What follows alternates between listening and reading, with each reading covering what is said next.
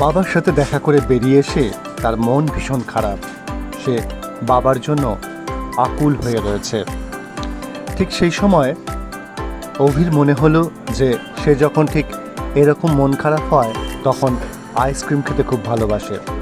পাশেই দেখে একটি আইসক্রিমওয়ালা দাঁড়িয়ে আছে। সে ছুটিকে বুঝতে না দিয়ে চট করে গিয়ে একটি আইসক্রিম নিয়ে এসে ছুটির হাতে ধরায়।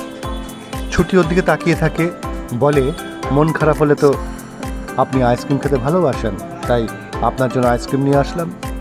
ছুটি হেসে ফেলে এবং আইসক্রিম খেতে থাকে। ছুটির সেই হাসির দিকে তাকিয়ে থাকে। অভি কোথায় যেন তার মনে ছুটিকে স্থান দিয়ে ফেলেছে।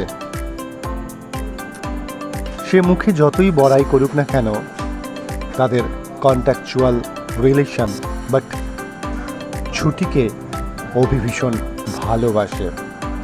তার প্রতি তার একটা মায়া কাজ করছে, যা ছুটিরও ভীষণভাবে মায়া কাজ করছে অভির ওপর। এরকম আরও নানান খবরাখবর জানার জন্য দেখতে থাকুন এক ক্লিকে বিনোদন।